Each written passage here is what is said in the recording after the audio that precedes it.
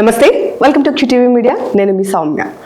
లైఫ్లో కొంతమందిని చూస్తే చాలా నేర్చుకోవాలి అనిపిస్తుంది, ఇంకొంతమందిని చూస్తే ఎలా ఎదిగారా అనిపిస్తుంది. కానీ చాలామంది నుంచి మనం ఎన్నో కొత్త విషయాలను కూడా నేర్చుకోవచ్చు. అలాంటి వాళ్ళు చాలా అరుదుగా కనిపిస్తారు. సో అలాంటి వ్యక్తుల్లో ఒకరే గజల్ శ్రీనివాస్ గారు. సాధారణ వ్యక్తిగా పుట్టి ఈయన ఒక చిన్న కుటుంబం నుంచి వచ్చినప్పటికీ కూడా ఇప్పుడు ప్రపంచ స్థాయిలో ముమ్మారు ప్రపంచ గిన్నిస్ రికార్డు గ్రహీత, మాస్టర్ స్థాయికి ఎదిగిన గజల్ శ్రీనివాస్ గారు ఈ రోజు మన ప్రత్యేక అతిథి. ఇంత అచ్చమైన స్వచ్ఛమైన తెలుగులో ఎందుకు మాట్లాడుతున్నానో తెలుసు కదా. గజల్ శ్రీనివాస్ గారు ఉన్నారు అంటే ఖచ్చితంగా తెలుగులోనే మాట్లాడాలి. సాధ్యమైనంత వరకు తెలుగులో మాట్లాడడానికి ప్రయత్నిద్దాం.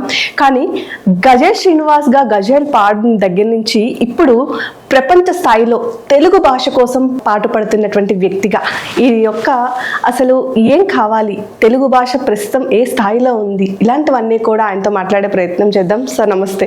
నమస్కారం సౌమ్య గారు. నమస్తే. ఈ రోజు మీరు మా అతిథిగా రావడం మాకు చాలా ఆనందంగా ఉంది. మీరు ఉన్నారు కాబట్టి ఖచ్చితంగా తెలుగులో మాట్లాడడానికి ప్రయత్నిస్తాను. ఏవైనా తప్పులు అవి ఉంటే క్షమించాలి, ముందే కోరుకుంటున్నాను. మీ క్యూ టీవీ అంటేనే క్వశ్చన్ టీవీ కదా, అందుకే మీరు ఏం క్వశ్చన్లు వేస్తారని చూస్తున్నాను నేను. Thank you sir. Ghazal Srinivas ప్రపంచ స్థాయిలోనే గజల్ శ్రీనివాస్ అనే పేరు మారిపోతుంది. కానీ ఇలాంటి సమయంలో మీరు గజల్ నుంచి తెలుగు భాష కోసం ప్రపంచ స్థాయిలో పాటుపడుతున్న వ్యక్తిగా మారిపోయారు. ఎందుకని? అంటే తెలుగులో గజల్స్ పాడడం అనేది భక్తి కోసమో చేశాను. ఎక్కడో సైనిక్ స్కూల్లో ఉద్యోగం, భారతీయ విద్యాభవన్లో ఉద్యోగం చేసుకుంటూ తెలుగులో గజల్స్ పాడాను. ఆ గజలు ఎంత నన్ను తీరిక లేకుండా చేసింది అంటే, సంవత్సరానికి ఒక 6 నెలలు 7 నెలలు విదేశీ యానంలోనే సరిపోతుండేది. ఒక్కొక్క ప్రభుత్వ ఉద్యోగం, వాళ్ళు నన్ను ఏమీ అనలేక, ఇంత గొప్ప కళాకారుడు మా సంస్థలో పనిచేస్తున్నాడు, ఈయన మనం ఇబ్బంది పెట్టకూడదు, ఆయన కూడా దేశం కోసం, ధర్మం కోసం, ప్రపంచ శాంతి కోసం శ్రీనివాస్ ఇన్ని దేశాలు తిరుగుతున్నాడు, డిఫెన్స్ ఆర్గనైజేషన్ కూడా, దేశ రక్షణ వ్యవస్థ కూడా దానికోసమే పోరాడుతుంది కదా. Srinivas he's become a brand ambassador, ఆయన మన దౌత్యవేత్త ఈ శాంతికి అన్న ఉద్దేశంతో వారు కూడా ఎంతో దయతోటి, నా మీద కరుణతోటి వారు కూడా ఎక్కువ అనేవారు కాదు. కానీ ఒకనొక సమయంలో నాకు అనిపించింది, నేను సరిగ్గా న్యాయం చేయలేకపోతున్నాను, విద్యార్థులు చాలామంది ఉంటున్నారు, వారికి నేను ఒక ఇన్ఫర్మేషన్ ఆఫీసర్గా, ఇన్ఫర్మేషన్ సెంటర్లో ఉన్నటువంటి లైబ్రరీని, అంటే it's like information officer in academic institute అనమాట. అన్నిటి క్వశ్చన్స్కి అన్ని సబ్జెక్ట్స్ నా దగ్గరికి రావాలి. సో అటువంటిది నేను న్యాయం చేయలేకపోతున్నాను అనుకుంటున్న సమయంలోనే మళ్ళీ జంధ్యాల గారు నన్ను సినిమాలో హీరోగా నటించమని అడగడం, విచిత్రం సినిమాలో హీరోగా చేయడం, అతను కంటిన్యూస్గా వరుసగా నాకు ఆఫర్లు వస్తున్నటువంటి సమయం. ఇవన్నీ ఈ సందిగ్ధ పరిస్థితుల్లో విచిత్రం సినిమా రిలీజ్ అవ్వడం, 3-4 చోట్ల 50 రోజులు ఆడింది, అనుకున్నంతగా సక్సెస్ కాలేదు అది. ఆ తర్వాత ఇంకో సినిమా చేయాలి, జంధ్యాల గారు ఆరోగ్యం బాగాలేకపోవడం, ఈ లోపల ఎక్కడో లగడపాటి రాజగోపాల్ గారు, ల్యాంకో చైర్మన్ గారు నన్ను చూడడం, ఏంటంటే మీలాంటి ఒక తపశ్శక్తి ఉన్నటువంటి వ్యక్తి ఎక్కడో మూల 225 ఎకరాల్లో ఉండిపోవడం ఏంటి, రండి ప్రపంచానికి వచ్చి మీరు మా కంపెనీకి బ్రాండ్ అంబాసిడర్గా ఉండి మానవతా విలువల్ని ప్రచారం చేయండి, నా కంపెనీకి వాల్యూ ఉంది కానీ వాల్యూస్ లేవండి, ఆ వాల్యూస్ తీసుకురండి నా కంపెనీకి అని అడిగాడు ఆయన. సో మనిషి కూడా నచ్చాడు, నాకు ఫ్యామిలీ ఫ్రెండ్స్, నా భార్య యొక్క అనుమతి తీసుకుని నేను నా గ్రంథాలయ అధికారి ఉద్యోగానికి రాజీనామా చేసి, ఒక పక్క తెలుగు గజలే పాడుతున్నా, తెలుగులోనే జీవిస్తున్నాను, కానీ తీరిక లేనంత బిజీగా నేను గజల్స్ గానంలో ఉండిపోవడం, ల్యాంకోకి వచ్చిన తర్వాత ఇంకా ఫ్రీ టైం దొరకడం, ఖాళీ సమయం, విపరీతమైనటువంటి ప్రచారం చేయడం, జైళ్ళకి వెళ్ళి ఖైదీల్లో పరివర్తన తీసుకురావడం, అలాగే ఈ కృష్ణా డెల్టాలో వాటర్ ప్రాబ్లం ఉంటే, మంచినీటి సమస్య, తాగునీటి సమస్య ఉంటే అక్కడ బోర్లు వేయించడము, ఇవన్నీ చేసి చాలా తీరిక లేకుండా ఉండేవాడు. లోపల కొండపల్లి టాయ్స్ వాళ్ళు, అది జీర్ణమైపోతుంది ఆ కళ, అంటే వాళ్ళు జీర్ణోద్ధరణ చేయడానికి ప్రయత్నం చేసాం ల్యాంకో గ్రూప్ ద్వారా. అటువంటి సమయంలో నారాయణ రెడ్డి గారు జీవించి ఉండడము, అనేక మంది పెద్దలు ఈ తెలుగు భాష గురించి విస్తృతంగా పనిచేస్తున్నటువంటి సమయం, నేను పెద్ద ప్రపంచ తెలుగు మహాసభలకు పెద్దగా నేను వెళ్ళేవాడిని కాదు. తెలుగు ఉద్యమంలో కూడా పాల్గొనడం బాగా తక్కువ, ఎందుకంటే అసలు తీరికే ఉండేది కాదు అసలు. ఇప్పుడు నన్ను నేను చూసుకుంటే పొద్దున ఎయిర్పోర్ట్లో ఉండేవాడిని, మళ్ళీ రెప్పలు ఎలా అనగానే వేరే కంట్రీలో ఉండేవాడిని. అంత బిజీగా తీరిక లేని సమయంలో నారాయణ రెడ్డి గారు వెళ్ళిపోవడం, తర్వాత ఈ రాష్ట్ర విభజన జరగడము, తర్వాత ఆంధ్రప్రదేశ్ వైపు తెలుగు పెద్దగా చురుకుగా లేకపోవడము, ఒక పక్క యాలగడ్డ లక్ష్మీప్రసాద్, బండల ముద్ద ప్రసాద్ లాంటి వాళ్ళు కృషి చేస్తున్నా కూడా దీన్ని గ్రౌండ్ లెవెల్లోకి తీసుకెళ్ళి, క్షేత్రస్థాయిలోకి తీసుకెళ్ళి ఈ తెలుగు భాష కోసం కృషి చేసినటువంటి అవసరం ఉందని భావించాను. అప్పుడే ఆంధ్ర సారస్వత పరిషత్తు పేరుని మార్చేసి తెలంగాణ సారస్వత పరిషత్ అని హైదరాబాద్లో మార్చడం, తెలుగు తల్లిని 2 ముక్కలుగా నరికేసినప్పుడు నేను ఎంత బాధపడ్డానో, ఈ రాష్ట్రం 2గా విడిపోయినప్పుడు ఎంత విలవిలా ఏడ్చాను. ఆంధ్ర సారస్వత పరిషత్ అంటే ఆంధ్రము అంటే తెలుగు కదా, ఆ మాత్రం తెలియదా వాళ్ళకి? నేను విమర్శించట్లేదు, తెలంగాణ సారస్వత పరిషత్ యాజమాన్యం నేనేమంటలే, అది నారాయణ రెడ్డి గారి సమయంలోనే జరిగింది, అది నేనేమంటలే. కానీ అప్పుడు మార్చమని ఎవరైతే వాళ్ళని ఇబ్బంది పెట్టారో వారికి తెలియదా ఆంధ్రము అంటే తెలుగే కదా, ఆ పేరే మార్చేయాలా? ఆంధ్రము అంటే ఆంధ్రప్రదేశ్, ఆంధ్రావుడని అనుకోవాలా? ఎందుకు చేశారని బాధపడి, సర్లే వాళ్ళకేవో భౌగోళిక పరిస్థితులు, భావజాలంలో ఉన్నటువంటి భావోద్వేగాలు, ఇవన్నిటి వల్ల మార్చారులే అని నన్ను సర్దుకు చెప్పుకుని, సరే తెలంగాణ సారస్వత పరిషత్ అయిపోయింది, మరి ఆంధ్రప్రదేశ్ వైపు ఎవరు సేద్యం చేస్తారు అనుకున్నప్పుడు ఈ ఆంధ్ర అనే శబ్దాన్ని చెరిపేయడం నాకు ఇష్టం లేక ఈ ఆంధ్ర సారస్వత పరిషత్తుని మళ్ళా దాన్ని నేను పునరుద్ధరణ చేసి నేను ఆంధ్రప్రదేశ్నే కాకుండా ప్రపంచ దేశాలన్నింటిలో కూడా ఈ తెలుగు భాష యొక్క వ్యాప్తి, ఆంధ్ర వైభవం అంటే ఆంధ్ర భాష యొక్క వైభవాన్ని ఇంకా ముందుకు తీసుకెళ్లాలనే ఉద్దేశంతో అనేక సదస్సులు పెట్టడం, కడిమళ్ళ వరప్రసాద్ సహస్రావధాని, రెడ్డప్ప దవేజీ అలాంటి గొప్ప గొప్ప తెలుగు పండితులు ఈ సంస్థలో ఉండడము, ముఖ్యంగా కడిమళ్ళ వరప్రసాద్ అంటేనే అవధాని కదా, ఆయన గురు సహస్రావధాని, ఆయన అవధానులకే అవధానం తయారు చేసినటువంటి ఆయన, అటువంటి మహా తెలుగు పండితుడు, మా సంస్కృత పండితుడు ఆయన మా మధ్యన ఉండడము. నేను వ్యవహారం తెలిసిన వాడిని, కార్యనిర్వహణ తెలిసిన వాడిని కాబట్టి నేను అధ్యక్షుడిగా ఉండి వారిని ఈ తెలుగు భాష వైపు మనం చేసేటువంటి సదస్సు నిర్వహణకి వారు ఉండమని చెప్పడం జరిగింది. ఇక అందువల్ల కేవలము ఈ తెలంగాణ సారస్వత పరిషత్తు, ఆంధ్ర సారస్వత పరిషత్తు ఈ మార్పుల వల్ల నేను ఎట్టి పరిస్థితుల్లో కూడా తెలుగు భాష వైపు నేను పూర్తిగా సమయం కేటాయించాలనే ఉద్దేశంతో నేను ఆంధ్ర సారస్వత పరిషత్ బాగా నడపడం. తర్వాత పరకాల ప్రభాకర్ గారు, వారికి థ్యాంక్స్ కృతజ్ఞతలు తెలుపుకోవాలి. దీనిని ఆఫీస్ మెయిన్ కేంద్రం పెట్టాలి అనుకున్నప్పుడు నరసాపురంలో వశిష్ఠ నది ఒడ్డున, అది గోదావరి, ఇక్కడ ఎదురుకుండా వారిది అల్లూరి సత్యనారాయణరాజు సాంస్కృతిక కేంద్రం, ఒక పెద్ద ఆడిటోరియం, పైన కింద డైనింగ్ హాల్, భోజన వసతి కలిగినటువంటి భోజనశాల, 10 అతిథి గృహాలు, పెద్ద ఆఫీసు, గ్రంథాలయం, ఇవి ఉన్నటువంటి పెద్ద ప్రాంగణాన్ని, అయ్యా మేము పూర్తి స్థాయిలో దీన్ని వినియోగిస్తున్నాం, కానీ ఇంకా పూర్తి స్థాయిలో వినియోగించాలంటే మీ ఆంధ్ర సారస్వత పరిషత్ ఇక్కడే పెట్టుకోవచ్చు కదా అన్నారు. సరే, ఇప్పుడు మనం బిల్డింగ్ మీద ఎందుకు డబ్బు ఖర్చు పెట్టడం, 3-4 కోట్లు కెపాసిటీ బిల్డింగ్ మీద చేస్తే బెస్ట్ కదా, సాధికారత మీదే మనం ఖర్చు పెడదామన్న ఉద్దేశంతో నేను ఈ భవన నిర్మాణానికన్నా సాధికారత మీదే ఎక్కువ డబ్బు ఖర్చు పెట్టాలనే ఉద్దేశంతో మనము ఈ సదస్సులకని, కవి సమ్మేళనాలకని, పోటీలకని ఇవన్నీ మనం ఎంతో వ్యయం వెచ్చించి మన దేశం అంతటా కూడా మనం తెలుగు భాష పైన పనిచేస్తున్నాం. సార్, అసలు ఎక్స్పెక్ట్ చేశారా? అంటే ఒక కొత్తగా బయటకు వచ్చి ఒక కొత్త ప్రపంచ మహా దీనిలో తెలుగు దాన్ని తీసుకువెళ్ళాలనే ఉద్దేశంతో ఆంధ్ర సారస్వత పరిషత్ అనేటటువంటిది ప్రారంభించినప్పుడు ఈరోజు ఈ స్థాయిలో ఉంటుంది, ఇంత గొప్ప ఆదరణ పొందుతుంది ప్రపంచ దేశాల్లో అని అనుకున్నారు? అంటే నాకు ఒక సంకల్పం వచ్చిందంటే గజ శ్రీనివాస్కి దాని ఫలం ముందే చూసేస్తాను. సంకల్పంలోనే ఫలం చూస్తా. అది నా ఆఫ్ఘనిస్తాన్ యాత్రలు కానివ్వండి, పాకిస్తాన్ యాత్రలు కానివ్వండి, నేను ఏది చేసినా సంకల్పంలో, ధ్యానంలో సంకల్పం రాగానే ఆ ఫలం చూసేస్తాను. దీని విజయం యొక్క ఛాయలు ఇలా ఉంటాయి, నేను తప్పకుండా ఈ ప్రపంచ తెలుగు మహాసభలు చెయ్యాలి అని ఎప్పుడైతే నేను అనుకున్నానో ఇంక దానిపైన నేను నిర్వహణలో పడిపోయా. నిధులు ఎక్కడి నుంచి వస్తాయి? బేసిక్గా నేను తీసుకున్నటువంటి మౌలికంగా నేను తీసుకున్నటువంటి నిర్ణయం ఏంటంటే మా కమిటీ కార్యనిర్వాహక మండలితోటి మనం ప్రభుత్వం నుంచి డబ్బులు ఆశించొద్దు, ప్రభుత్వ నిధుల్లో చేయొద్దు, ప్రభుత్వం యొక్క కార్యాలయాల్లో కానీ ప్రాంగణాల్లో కూడా చేయొద్దు. ఎందువల్లంటే రేపు పొద్దున్న ఆ ప్రతిపక్షం వాళ్ళు ఎందుకు పిలుస్తున్నారు, వీళ్ళు ఎందుకు పిలుస్తున్నారు అంటారు. తెలుగు భాష అందరిది, అది ప్రతిపక్ష నాయకు కావచ్చు, అధికార పక్షం కావచ్చు, ఎవరైనా కావచ్చు, అందరూ ముయ్యాలి తెలుగు పల్లకి. దానికి మతం లేదు, దానికి కులం లేదు. తెలుగు ఏ పెదాల మీద పల్లవిస్తూ ఉంటుందో వారందరూ కూడా తెలుగు భాష వైపు రావాలన్నది నా ఉద్దేశం. అందుకని నేను ప్రాంతాలు, మేము తెలంగాణ సారస్వత పరిషత్తు నా తల్లి అనుకుంటాను.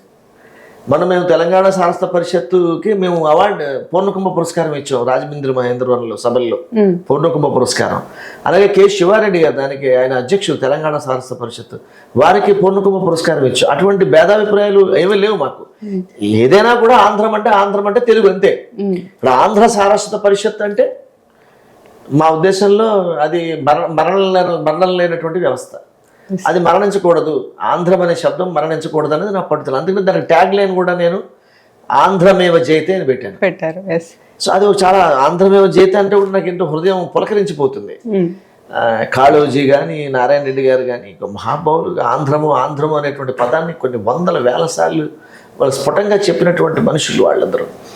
సో ఈ తెలుగు మహాసభలు భీమవరంలో తొలిసారి చేసినప్పుడు అతిపెద్ద విజయం సాధించడం, తర్వాత మళ్ళీ రాజమహేంద్రవరంలో రాజరాజ నరేంద్రుడి సహస్రాబ్ది కోసం చేసినటువంటి అది 2 లక్షల మంది పైగా ప్రజలు రావడంతో నాకు ఇంకా రెట్టింపు ఉత్సాహం వచ్చేసి, ఆ తర్వాత నా మిత్రుడు లగడపాటి రాజగోపాల్తో మాట్లాడుతుంటే చాలా బాగా చేసామంటా నువ్వు ఇలా అంటే, మీలాంటి వాళ్ళు సపోర్ట్ ఉంటే ఇంకా బాగా చేస్తాను అని అంటే, ఇలా అమరావతిలో చేద్దాం అనుకుంటున్నాను అంటే, అయ్యో అమరావతిలో చేయను, రాజధానిలోని లగడపాటి రాజగోపాల్ అంటాము.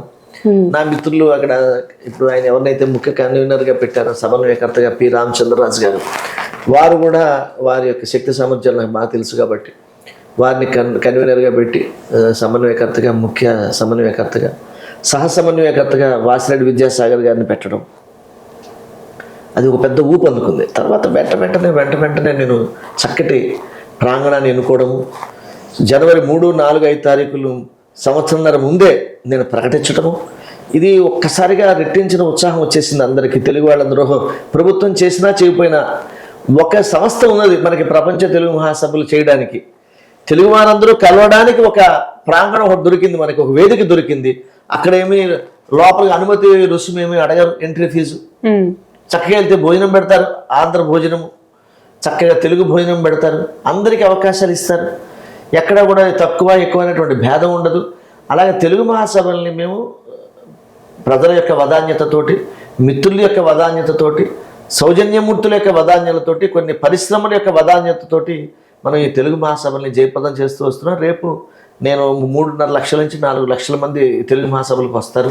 దీన్ని తెలుగు కుంభమేళలాగా చేయాలన్నది, సాహితీ కుంభమేళలాగా చేయాలన్నది నా కోరిక. దానికి తగ్గట్టుగానే ఏర్పాట్లు చాలా చురుకుగా, అప్పుడే కమిటీలు వేసేయడం అయిపోయింది, డిస్కషన్స్ జరుగుతున్నాయి, చర్చలు జరుగుతున్నాయి.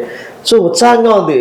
అప్పుడే చాలామంది సినిమా కళాకారులు కానివ్వండి, తెలుగు సాహిత్యంలో ఎవరైతే లబ్ధ ప్రతిష్ఠులు ఉన్నారో వారందరూ కూడా ఈ కార్యక్రమానికి మేము వస్తున్నాం. లేక మాడుగు నాగపణశర్మ కావచ్చు, మేడసాని మోహన్ గారు కావచ్చు, వద్దిపత్తి పద్మాకర్ కావచ్చు, అలాగే ఎండమూరి వీరేంద్రనాథ్ కావచ్చు, తనికెళ్ళ భరణి కావచ్చు, ఇలా ఎంతోమంది కవులు మేము వస్తున్నాం బ్రదర్, మీతో పాటు మేము ఉంటున్నాం బ్రదర్ అని అనడం చాలా సంతోషం. ఇంతగాక మొన్న మేము షార్ట్ ఫిల్మ్ ఫెస్టివల్ పెట్టాము, లఘు చలనచిత్రోత్సవం. తెలుగు భాష పైన తెలుగు ఎందుకు ఇంకా ముందుకు సాగాలి, వెనకబడిపోతుందా, తెలుగు ముందుకెళ్తుందా, దీన్ని ఎలా ముందుకు తీసుకెళ్ళాలి అన్న దానిపైన చాలా లోతైనటువంటి సినిమాలు, చలనచిత్రాలు రావడం, కేవలం 5 నిమిషాలు వ్యవధి నిడివన్నమాట. అటువంటి సినిమాలు రావడము, దానికి చలనచిత్రానికి సంబంధించినటువంటి దర్శకులు దశరథ్ కానీ, బివిఎస్ రవి కానీ, కోనా వెంకట్ కానీ, ఇటువంటి వాళ్ళందరినీ పిలిచాం. వారందరూ కూడా సార్ టాలీవుడ్ నుంచి, తెలుగు చలనచిత్ర పరిశ్రమ నుంచి అనేక మంది నటీనటులు మేము తీసుకురాబోతున్నాం అని చెప్పడం, అలాగే సాహిత్య రంగం నుంచి ఎంతో మంది, అలాగే జానపద రంగం నుంచి కొంతమంది, ఇలా అనేక కార్యక్రమాలు మనం సార్. ఇప్పటికే మీరు 3 సార్లు గిన్నిస్ రికార్డుని సొంతం చేసుకున్నారు. అంతేకాదు ప్రపంచంలో ఎక్కడికి వెళ్ళినా, ఏ మూల ప్రాంతానికి వెళ్ళినా సరే శ్రీనివాస్ అంటే తెలియకపోవచ్చేమో కానీ గజల్ అనగానే మొట్టమొదట అందరికీ గుర్తొచ్చేది గజల్ శ్రీనివాస్ గారు. సో ఇంత అచీవ్ చేశారా అంటే ప్రతి వ్యక్తి సక్సెస్ వెనుక కూడా ఖచ్చితంగా కష్టం ఉంటుంది, ఒక టర్నింగ్ పాయింట్ ఉంటుంది. సో మీ టర్నింగ్ పాయింట్ మీ కెరీర్లో ఎక్కడ స్టార్ట్ అయింది? టర్నింగ్ పాయింట్ అంటే చెప్పలేను కానీ ఇప్పుడు నిత్యం నేను నేర్చుకుంటూ ఉంటాను, ప్రతిరోజు నేర్చుకుంటూ ఉంటాను కాబట్టి టర్నింగ్ పాయింట్ చెప్పలేను. కానీ బట్ నేను విజయనగరంలోకి వెళ్ళిన తర్వాత గజల్స్ 1986 నుంచి పాడుతున్నాను తెలుగులో. విజయనగరం కోరుకొండ సైనిక్ స్కూల్లో జాయిన్ అవుతూ అక్కడ నేను విజయనగరంలో నేను తెలుగు గజల్స్ పాడడం ప్రారంభించడం, అక్కడ ఏబి సుబ్బారావు గారని ఆయన నన్ను గజల్ శ్రీనివాస్ అని రాయడము, అక్కడ నాకు రోటరీ ద్వారా ఫస్ట్ టైం అమెరికా వెళ్ళేటువంటి అవకాశం దొరకడం, 50 రోజులు టూర్ చేయడము. ఐ థింక్ అది ఒక పెద్ద నా జీవితంలో ఒక గొప్ప టర్నింగ్ పాయింట్గా నేను భావిస్తాను. అక్కడి నుంచి అసలు నేను మళ్ళీ ఎప్పుడు ఇంకా వెనుదిరిగి చూసుకునే సందర్భాలు లేవు. ఎప్పుడు బిజీ బిజీ బిజీ. అప్పుడెప్పుడు ఏమన్నా 58 రూపాయలు ఇస్తాడా, 116 రూపాయలు ఇస్తాడా రెమ్యునరేషన్ పారితోషికం అన్న సందర్భం నుంచి ఇప్పుడు గజల్ శ్రీనివాస్ ఆయన ఎక్కడ భరించగలమండి, ఆయన లక్షల మీద తీసుకుంటాయంట, ఆయన 5 స్టార్ హోటల్స్ అంటే ఏ కష్టం సార్ ఆయన్ని అనే స్థాయికి ఒక ఇమేజ్, స్టార్ ఇమేజ్ లాగా ఒక సినిమా హీరోకి ఎంత పాపులారిటీ ఉంటుందో అంత పాపులారిటీ ఇటువంటి ఆర్టిస్ట్కి రావడం కష్టం. ఒక స్టేజ్ ఆర్టిస్ట్కి పెర్ఫార్మర్కి రావడం చాలా కష్టం. దాన్ని నేను చాలా హుందాగా వినయంగా, భగవంతుడు నేను బతకడానికి ఇచ్చాడు నాకు ఈ కళ, అందుకని మనం ఎక్కడా కూడా పిచ్చి పిచ్చి మాటలు మాట్లాడకూడదు, అహంకారం చూపించకూడదు. అహంకారం చూపించడానికి ఏముంటుంది అని అడిగేది. సింపుల్ శ్రీనివాస్ గారు ఇంత సింపుల్గా మీరు ఎలా ఉంటారని అడిగేది. సరే జెండా ఎగరాలి కానీ దాన్ని కట్టిన పోలు ఎగరకూడదు సార్ అన్న, నా కీర్తి ఎగరాలి కానీ నేను ఎగరకూడదు కదా. అందుకని ఎప్పుడు కూడా నేను డౌన్ టు ఎర్త్ ఉంటాను. 1కి 10 సార్లు నన్ను నేను చెక్ చేసుకుంటూ ఉంటాను, నేను ఏమన్నా అహంకారంగా మాట్లాడుతున్నానా. చెప్పాల్సిన చోట చెప్తాను, ఏమంటే ఇది కరెక్ట్ కాదు, ఇలా చేయకండి అని చెప్తాను. బేసిక్గా నేను డౌన్ టు ఎర్త్ ఉంటాను, అందరితో ప్రేమాస్పదంగా ఉంటాను. సో గిన్నిస్ రికార్డులు జరగడం అనేది నా దృష్టిలో, నేను ఏదోటి తెలుగు గజల్స్లో బాగా పాపులర్ అయిపోయిన తర్వాత ఏదో గొప్ప చేయాలి, ఈ ప్రపంచాన్ని ఫేస్ చేయాలంటే తెలుగు ప్రేక్షకుడు కోసమే నేను మిగిలిపోకూడదు. ఈ ప్రపంచంలో ప్రతి కంట్రీ వెళ్ళాలి, ప్రతి కంట్రీ వెళ్తే ఏ దేశం వెళ్ళినా కూడా నేను అక్కడ అడ్రస్ చేయగలగాలి, వారిని నేను ముఖాముఖి చెప్పగలగాలి. ఏంటి ఎలా సంభాషించగలగాలంటే కేవలం భాష వల్లే. ఆ భాషతో ఒక పాట పాడి పంపిద్దామని ఈ ప్రపంచాన్ని అన్నిటికీ 150 భాషల్లో నేను పాడడము. ఆయా దేశాలు వెళ్ళినప్పుడు ఫర్ ఎగ్జాంపుల్ మోదీ గారు ఒక గ్రూప్ని హైఫా సెంటనరీ సెలబ్రేషన్స్కి ఇజ్రాయెల్ పంపించారు. అక్కడ గొప్ప గీతం నేను రిలీజ్ చేశాను హిందీలో. అక్కడ పార్లమెంటు సభ్యుడు అయినటువంటి యోథాన్ గ్లిక్ శ్రీనివాస్ గారు why can't you come to parliament and sing a song అని అడిగారు. వెంటనే నేను ఇంటికి ఫోన్ చేసి సురేఖ అర్జెంటుగా హీబ్రూ లాంగ్వేజ్లో పాడిన పాట ఉంది కదా అర్జెంటుగా పంపించంటే మళ్ళీ రెస్టారెంట్లో కూర్చొని మళ్ళీ స్క్రిప్ట్ అంతా రాసుకుని రేపు నేను మళ్ళీ పార్లమెంట్లోకి వెళ్ళిన వెంటనే ఆ సెంట్రల్ హాల్లో హీబ్రూ లాంగ్వేజ్లో పాడమని అడగలే, పాట పాడమని అడిగాడు ఆయన. నేను హిందీలో పాట పాడి వెంటనే అదే పాటని హీబ్రూ లాంగ్వేజ్లో పాడేటప్పటికి మొత్తం షాక్ అయిపోయినారు అందరూ. ఏంటి ఎక్కడో ఇండియన్ వచ్చి హీబ్రూ లాంగ్వేజ్లో పాడుతున్నాడు ఇలా అని. అలాగే నేను తాలిబాన్ దగ్గరికి వెళ్ళినప్పుడు తాలిబాన్ దగ్గర నేను ఎన్ని లాంగ్వేజెస్ లో పాడారు సార్ ఇప్పటి వరకు? 150 లాంగ్వేజెస్ లో. గిన్నిస్ రికార్డ్ అప్పుడు 125 భాషలు చేశాను, తర్వాత ఇంకో 25 లాంగ్వేజెస్లో పాడాను అనమాట. సో 150 లాంగ్వేజెస్లో పాడాను ఇప్పటిదాకా. సో మీ జర్నీలో చూసుకుంటే ప్రతిదీ ఒక అంటే ఒకదానికొకటి సంబంధం లేనటువంటి విధాలని చెప్పుకోవచ్చు. ఎందుకంటే మీరు పాకిస్తాన్ వెళ్ళారు, ఆఫ్ఘనిస్తాన్ వెళ్ళారు, తాలిబాన్స్ లాంటి దగ్గర కూడా మీ గజల్ని సునాయాసంగా వినిపించి వచ్చేసారని జనాలు అనుకుంటారు. బట్ అక్కడికి వెళ్ళడానికి ఎంత కష్టపడ్డారు, ఎంత పట్టుదల కృషి కావాలనేది ఆలోచించే వరకు అర్థమవుతుంది. సో ఎందుకని అంత కఠినంగా శ్రమించి వాళ్ళ దగ్గరికి వెళ్ళి పాడాలనిపించింది? అంటే ఒకసారి హైదరాబాద్లో బాంబు పేలితే కొవ్వొత్తులు బట్టి తిరుగుతున్నారు ఇక్కడ, సంతాపం తెలియజేస్తున్నారు. అంటే కొవ్వొత్తులు వెలిగితే ఏం లాభం, ఆలోచనలు ఎక్కడ మొలకెత్తుతున్నాయో ఈ టెర్రరిజం అక్కడికి వెళ్ళి మనం శాంతి వచనాలు చెప్పాలి కదా, ఇక్కడ చెప్తే ఉపయోగం ఏంటి అని ఆలోచించి అది కేవలం పాట వల్లే సాధ్యం అవుతుంది అని ఆలోచించి అప్పుడు నేను ఈ 100 భాషల్లో ఫస్ట్ టైం పాడినప్పుడు అందులో హిందీ, ఉర్దూ, దరి, పష్తో, అరబిక్, ఫార్సీ ఇన్ని భాషలు ఉన్నాయి కదా. ఈ భాషల్లో ఎంచుకున్నప్పుడు అప్పుడు నేను అనుకున్నా ఆఫ్ఘనిస్తాన్ వెళ్తే తాలిబాన్ దగ్గర తాలిబాన్కి టచ్ అవ్వాలంటే నేను పష్తూ, బలోచిలో ఆర్ దరి భాషల్లో పాడాలనుకున్నాను. సో ఇవాళ అవి అందులో పాడడం మూలన వాళ్ళు నేను ఫేస్ చేయగలిగినాను తాలిబాన్స్ని. అలా ఎదురుగుండా కూర్చుని గన్నులు పెట్టి కూర్చుని ఉంటే వాళ్ళ దగ్గర నేను పాడగలిగినానంటే ధైర్యం ఒకటి. అసలు బాంబులు పేలే చోటకి వెళ్ళి నేను గుండె ధైర్యంతో వెళ్ళగలిగాను అన్నదే పెద్ద ఇది. నా భార్య కూడా నన్ను ఎంకరేజ్ చేసింది, సురేఖ వెళ్ళిరా ఏముంది నువ్వు. ఇంట్లో కూడా ఏమనలేదు సార్ క్యాజువల్గా? ఏమన్నా మా ఇంట్లో నా భార్య కానీ బిడ్డ కానీ చిన్నప్పుడు సంస్కృతికి అంత మెచ్యూరిటీ లేదు, కానీ సురేఖ అయితే 24/7 నా స్పిరిట్ ఆఫ్ మై జర్నీని ఎప్పుడు స్పాయిల్ చేస్తాను. Please do it, you are for this, do it, నువ్వు దీనికోసమే పుట్టావు, ఇది చెయ్యి. అంతమంది తాలిబాన్స్ మధ్యలో మీరు కూర్చొని ఆ పాట పాడడం అసలు మీకు ఎలా అనిపించింది? ఆ గజల్ వినిపిస్తున్నప్పుడు వాళ్ళ భావోద్వేగం ఏంటి? దాన్ని తీసుకెళ్ళినప్పుడు కొంచెం ఎందుకు తీసుకెళ్తున్నారా అన్నది ఆందోళన కలిగించింది. ఫస్ట్ వాళ్ళ దగ్గరికి వెళ్ళినప్పుడు నాతో ఒక అతను కూడా ఉన్నాడు, రామరాజు అని. అతనికి తెలిసి ఎందుకు తీసుకెళ్తున్నారు కానీ నాకు తెలియదు. అర్ధరాత్రి 11:30కి లేపి తీసుకెళ్తుంటే మనకి ఏం తెలుస్తుంది? ఆ కన్యర కూడా తీసుకురమ్మన్నారు, ఆ బ్యాగ్. ఈ బ్యాగ్ తీసుకురమ్మంటున్నారు ఏంట్రా అనుకున్నా. అదేదో సినిమాలో చూడండి, సమరసింహారెడ్డి సినిమాలలోకి సుమోలు వెళ్తా ఉంటే దుమ్ము వస్తుంటే చూసారా, అది సీను. అలా వెళ్తుంటే చోట పెద్ద బిల్డింగ్, ఆ బిల్డింగ్ లోపలికి తీసుకెళ్ళేటప్పటికి అక్కడ వీళ్ళందరూ ఇలా కూర్చుని తజ్బేలు పెట్టుకుని, తజ్బేలు అంటే జపమాలు ఇలా పెట్టుకుని, తుపాకీలన్నీ పెట్టుకుని అలా అందరూ కూర్చున్నారు, 200 మంది. వాడెవడో ఫస్ట్ సింగర్ ఒక అతను పాటలు పాడుతున్నాడు. ఆ ఎదురుగుండా మైవంద్ బ్యాంక్ చైర్మన్ డాక్టర్ ఫయద్ నూర్జద్దీన్ ఆయన ఉన్నాడు, ఎవరైతే నా స్పాన్సర్ చేసినాడు అక్కడికి వెళ్ళడానికి. ఇలా అన్నాడు, ఏంట్రా బాబు ఇదని ఈయనే పిలిపించినాడా ఏంటి, నాకు అసలు అర్థం కాదు. రామరాజు గారు మటు ఇట్లా అంటున్నాడు. అక్కడికి వెళ్ళిన తర్వాత నిన్న నువ్వు లైవ్లో పాడావు కదా ఆఫ్ఘనిస్తాన్ గొప్పతనం గురించి, బా అఫ్ఘాన్ వతన్ సలాం బుగు బయిష్క్ అఫ్ఘాన్ సలాం బుగు బా హర్మోదర్ ఆఫ్ఘాన్ సలాం బుగు అని ఆఫ్ఘనిస్తాన్ గొప్పతనం గురించి పాడినటువంటి ఆ గీతం పాడమని అడిగారు. అసలు పాడుతూ ఉంటాడు, ఓ ఎమోషనల్ అయిపోయారు అనమాట. ఆఫ్ఘనిస్తాన్ గొప్పతనం, ఆఫ్ఘనిస్తాన్లో స్నేహం ఎంత గొప్పది, ఆఫ్ఘనిస్తాన్ మనుషుల యొక్క హృదయం ఏమిటి, వాళ్ళ రొట్టె ఏంటి, వాళ్ళ మట్టి ఏంటి, వాళ్ళ అమ్మ ఏంటి, వాళ్ళ బిడ్డలేంటి, వాళ్ళ సంస్కారం ఏంటి. ఎప్పుడు కూడా ఆఫ్ఘనిస్తాన్ అంటే బ్లడ్ షెడ్ గురించి చెప్తుంది ప్రపంచం, కానీ అది చెప్పలేను నేను. ఆఫ్ఘనిస్తాన్కి ఒక గొప్ప చరిత్ర ఉంది, తెహజీబ్. ఆ తెహజీబ్ గురించి చెప్తే నాకు ఉత్సాహం వచ్చేసింది. ఇలా నేను పాడుతుంటే నా మీదకి వచ్చి $100 జల్లేవాడు ఎప్పుడు, ఇలా $1 జల్లేవారు నా మీద తాలిబన్స్.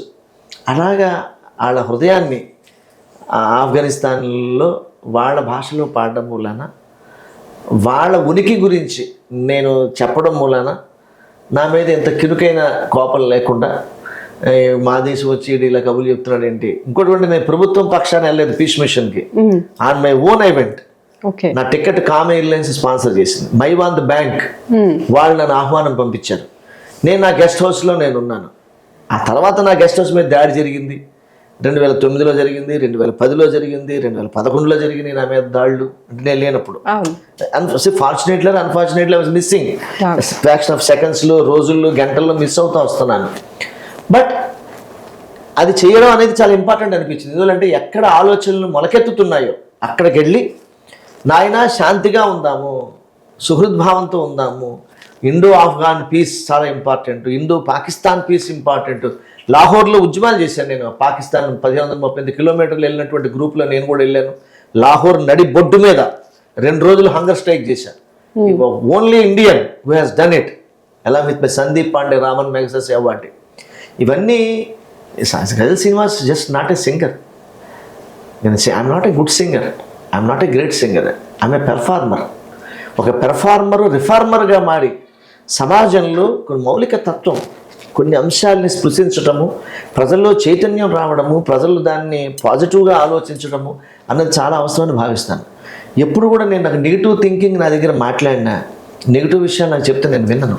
నేను ఎప్పుడు కూడా హాయిగా పాజిటివ్గా వెళ్తాను. ఎప్పుడు కూడా నా దగ్గర ఎవరితోనైనా సరదాగా మాట్లాడతాను. ఒక అందమైనటువంటి బ్లిస్ఫుల్ ఒక వాతావరణాన్ని తీసుకొచ్చే ప్రయత్నం చేస్తాను. అది తాలిబాన్ దగ్గర చేశాను, మా ఇంట్లోనే చేస్తాను, స్నేహితులతో చేస్తాను. ఎప్పుడు ఎవరితో కూర్చొని మాట్లాడినా వాళ్ళ అవతలని ప్రైజ్ చేస్తూ, వాళ్ళు ఉన్నటువంటి గొప్ప క్వాలిటీస్ని వాళ్ళకి గుర్తు చేస్తూ, you are such great personality, you are beautiful, you are very good writer, you are this అని చెప్పి వాళ్ళని. సో ఇప్పటికి 150 లాంగ్వేజెస్ లో పాడారు. ఎన్ని గజల్స్ పాడుంటారు అలాగా? అది కూడా మీరే కంపోజ్ చేసుకున్నారు అన్ని, ప్రతి ఒక్క. అంటే అది ఎలా అంటే నేను ఒక పాట రాశాను. ఆ పాటని ఆయా రచయితల దగ్గర తీసుకెళ్ళి, ఆయా భాషల వాళ్ళ దగ్గర తీసుకెళ్ళి, ఇప్పుడు బాపూజీ కన్నా బంగారు కలలు సాకారం చేయాలి సకల జనులు, ఇది 6 నిమిషాల పాట. దాని తమిళంలో గాంధీజీ కండ தங்க கனவுகள் நிறைவேற்றலாம் எல்லோரும் சேர்ந்து உண்மையான வாக்குகளை சொந்தமாக்கிக்கலாம் இந்த சாந்தி சாலையில் நடந்து போகலாம் எல்லோரும் மனிதர்கள் வேணும் அகிம்சை சேர்ந்து பேசலாம் அன்பு மொழியில் వాడుంగల్ వాడవిడుంగల్. ఇది తమిళంలో. ఇదే నేను స్పానిష్ లో పాడాను అనుకోండి, los venues dorados de Gandhi vamos a hacer que suceda juntos. అలాగే నేను తాలిబాన్ దగ్గర పాడా, రోయో హాయి తెలాయి గాంధీ జిరా బుగుజార్ తబే హకీకత్ అబ్దెల్ ఖునే అలా వాళ్ళ లాంగ్వేజ్ లో పాడు. ఆ ప్రొనౌన్సియేషన్ నేర్చుకున్నా, same meaning as it is గా నా చూడికి తగ్గట్టుగా చేసుకుని దాన్ని పాడగలిగాను. కానీ మీ గజల్స్ లో ఉన్న గొప్పతనం ఏంటంటే, నేను విన్న దాంట్లో చాలా మంది మాట్లాడుకునే వాటిల్లో మీ ఒక్క గజల్కి సంబంధం ఉండదు. అంటే ప్రతి ఒక్కరూ రాసేటప్పుడు భావం ఖచ్చితంగా అవసరం, భాష అవసరం. కానీ మీ గజల్లో ఆ పరిస్థితులు ఏవైతే ఉంటాయో అవి ప్రతి ఒక్క సాధారణ వ్యక్తి కూడా ఓన్ చేసుకునే విధంగా ఉంటాయి. సో ఆ గజల్ని అసలు ఎలాగ మీరు సమకూర్చుకుంటారు? ఏదైనా సిచ్యువేషన్ అనుకొని ఇన్ని గంటలు కూర్చొని రాస్తారా, లేదు అప్పటికప్పుడే ఆ భావన మీకు కలిగి రాస్తారా? అంటే నాది ఫ్యాక్టరీ కాదు, రోజు ఈ గజల్ రాయాలంటే రాయను నేను. అట్లా నాకు వల్ల కాదు కూడా. అర్జెంటుగా మ్యూజిక్ కంపోజ్ చేయాలంటే అది కూడా చేయలేను నేను. నాకు అది ప్రేరణ కలగాలి. ఇప్పుడు ఫర్ ఎగ్జాంపుల్ ఏదో ఒక సిచ్యువేషన్ నాకు టచ్ అయింది ఇలాగా, అబ్బా అమెరికా వెళ్తున్నాను, అరే మీ ఊరు బాగలేదు, నువ్వు వచ్చిన ఊరు బాగలేదు, నీ ఊరికి ఏదైనా నువ్వు చేయాలి అని వాడికి చెప్పాలి. వాడు వచ్చి ఊరు బాగు చేసుకోవాలి అన్నారే. ఎలా చెప్పాలి? ఓ నమాలు నేర్పిన నీ వీధి బడి, నువ్వు అమెరికా వచ్చేసావు, పెద్ద చైర్మన్ అయిపోయావు, కానీ మీ ఊరు పరిస్థితి ఏం బాగలే, కానీ నువ్వు బాగున్నావు కదా, నిన్ను చూసి మీ ఊరు ఆనందపడిపోతుంది, కానీ మీ ఊరు పరిస్థితి బాగలే. కానీ మీ ఊరు నీకు చెప్పమంది తన గోడంతా కూడా. ఓ నమాలు నేర్పిన నీ వీధి బడి, కూలిపోతూ నీ కుశలం అడగమంది, ఆనమాలు పట్టలేని రాములోని భజన గుడి, బీటలేసి నీ కుశలం అడగమంది, కుశలం అడగమౌది, కుశలం అడగమౌది. ఈనాటి నీ కీర్తి తొలి అడుగులు ముందు ఎవరు మోసారో గుర్తుదా. నువ్వు పెద్ద చైర్మన్ అయిపోయానంటున్నావు, సీఈఓ అయిపోయానంటున్నావు, అమెరికాలోనో రష్యాలోనో పెద్ద పెద్ద అడుగులు వేస్తున్నావు. ఈనాటి నీ కీర్తి తొలి అడుగులు ముందు ఎవరు మోసారో గుర్తుదా. ఈ బ్రతుకులోకి నిన్ను పంపిన వీధి రోడ్డు, గతుకులతో నీ కుశలం అడగమంది, కుశలం అడగమౌది, కుశలం అడగమౌది. పొలం దున్ని గొడ్లు కడిగి పాలు పితుకు పాలేరుది కోడి కునుకు. మా ఇంట్లో అటెండర్లు ఉండేవారు, మా నాన్నగారు పెద్ద ఆఫీసర్. ఈ ఎన్ఆర్ఐలు కూడా వాళ్ళ ఇళ్ళలో పల్లెటూరులో పాలేరులు ఉంటారు, ఎంతోమంది ఇల్లంతా అక్కడే పనిచేస్తారు పాపం. పొలం దున్ని గొడ్లు కడిగి పాలు పితుకు పాలేరుది కోడి కునుకు, తన బిడ్డను గాలి కొదిలి, తన బిడ్డను గాలి కొదిలి నిన్ను ఎత్తుకు మోసిన పాలేరు భార్య నీ క్షేమం అడగమంది, కుశలం అడగమౌది, కుశలం అడగమౌది. అలాగే ఊళ్ళో ప్రతి అంశము కూడా నేను ఇలా అడుగుతుందిరా నాన్న, నీ త్యాగం అడుగుతుందిరా, నీ కుశలం అడుగుతుందిరా నాన్న అంటే ఎంతోమంది ఎన్ఆర్ఐస్ ఆవేదనకు గురైపోయి, అరే నా ఊరిలో నేను గుడి బాగు చేసుకోవాలి, బడి బాగు చేసుకోవాలి, రోడ్లు బాగు చేసుకోవాలి అనేటువంటి భావనలోకి వెళ్ళిపోవడం అనేది పెద్ద. ఇటువంటి పాటలు ఎన్నో ఇలాగ నాకు నా ఆవేదనామృతంలోంచి ఎన్నో ప్రేరణ కలిగి పాడిన పాటలు ఎన్నో ఉన్నాయి. ఎస్, అంటే మాకు గజ శ్రీనివాస్ గారు అనగానే ఈ మధ్య మేము ఎక్కువ చూస్తున్నాము, ఈ మధ్యలో భారత భాగవత రామాయణాలను మీరు రికార్డు చేసి రిలీజ్ చేస్తున్నారు. అసలు సడన్ గా గజల్స్ నుంచి ఇంత ఆధ్యాత్మికత వైపు ఎందుకు రావాలనిపించింది? అంటే యాక్చువల్గా నేను సేవ్ టెంపుల్స్ భారత్ అనే సంస్థకి చైర్మన్ని. మేము పురాతన దేవాలయాలన్నీ కూడా జీర్ణోద్ధరణ చేస్తాం. చిన్నప్పటి నుంచి కూడా నేను భగవాన్ సత్యసాయిబాబా గారి భక్తుడిని. నాకు చిన్నప్పటి నుంచి నగర సంకీర్తన, సాయంత్రం భజన్స్కి వెళ్ళడం, ప్రతి శని ఆదివారాలు కూడా ఎక్కడ నారాయణులు ఉంటే, నారాయణులు అంటే బెగ్గర్స్ ఉంటే అక్కడికి వెళ్ళి మామ అన్నం పొట్లాలు ఇమ్మనమంటే ఇస్తూ వస్తుండేవాడిని. చిన్నప్పటి నుంచి వేమన పద్యాలు అవి పాడుతుండేవాడిని. కానీ అవి దేవాలయాలు, గోమాత మీద, అన్నదానం మీద ఎన్నో పాటలు పాడడం, ధార్మికత మీద జరిగింది.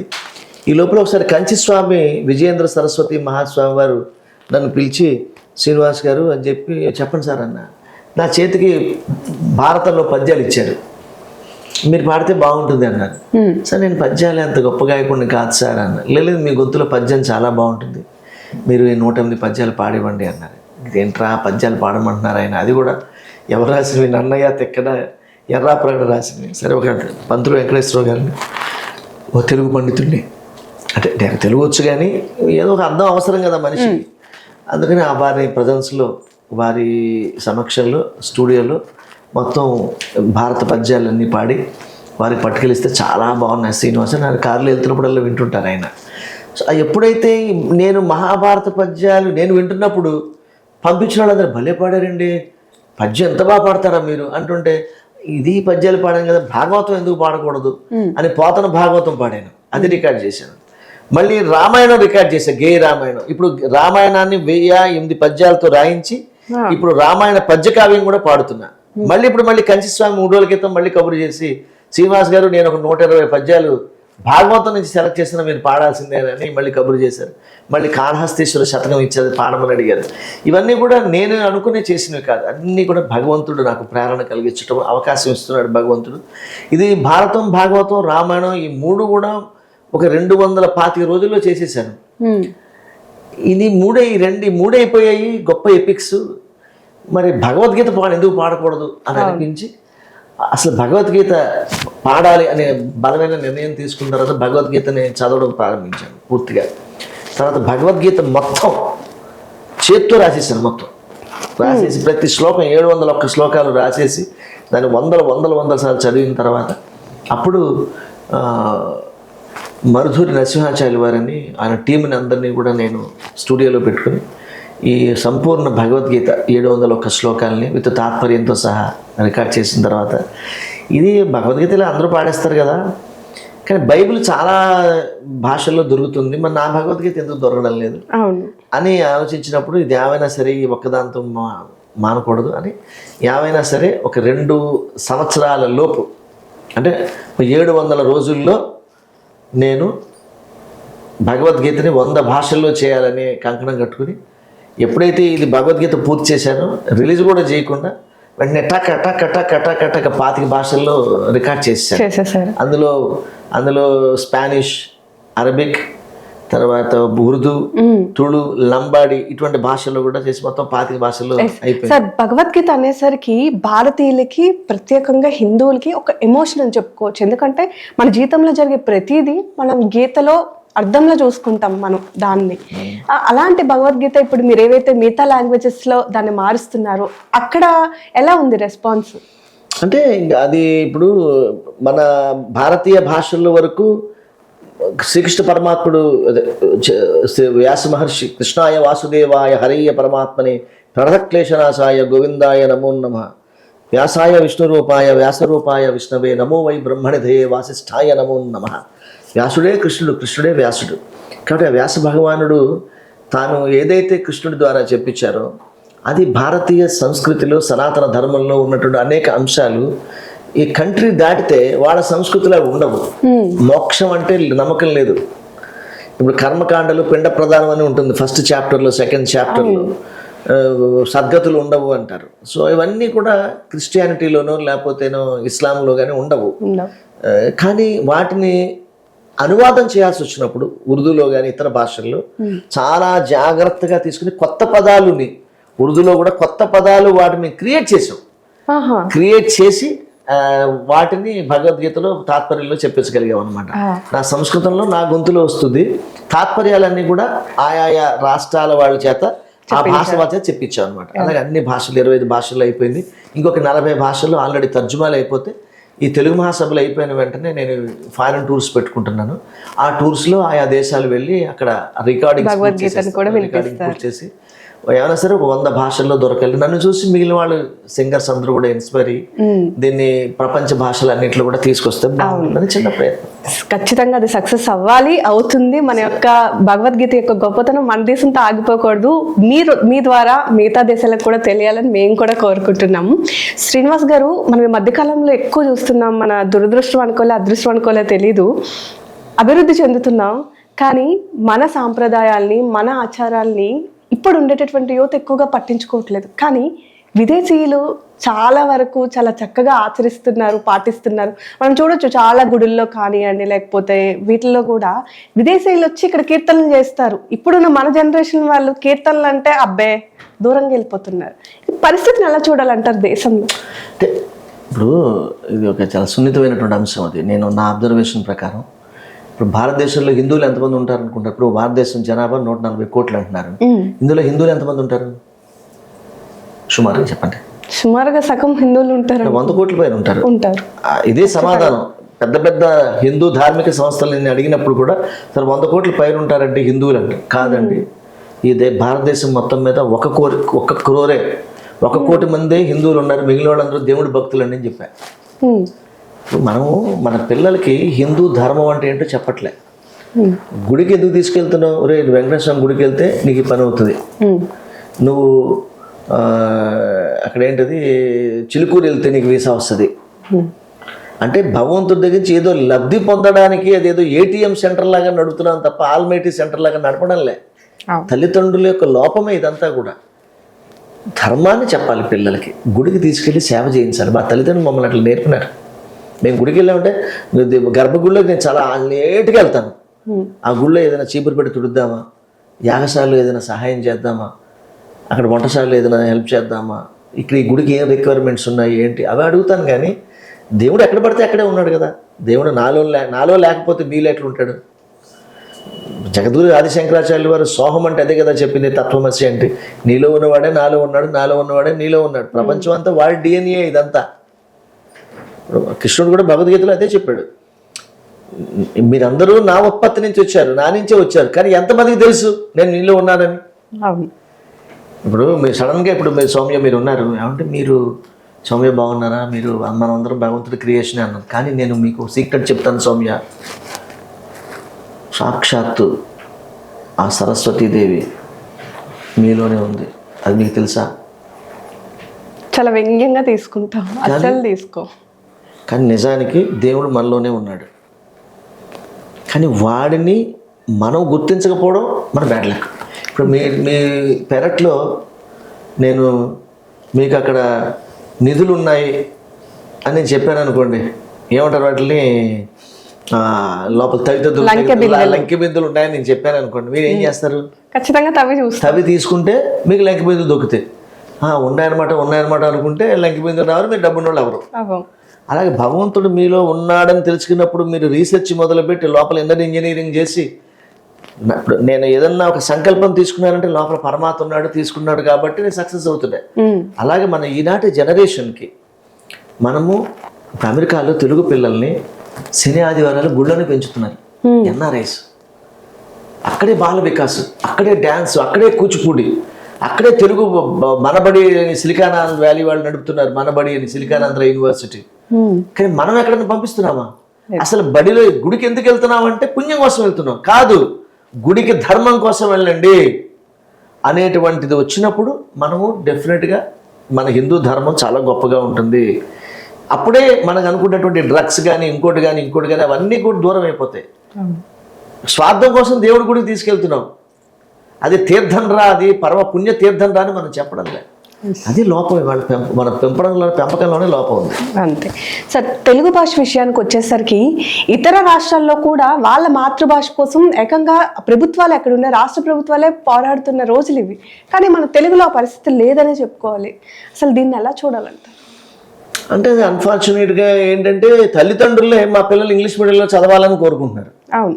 ఇప్పుడు మా డబ్బున్నవాడి పిల్లలందరూ కాన్వెంట్లో చదువుతున్నారు.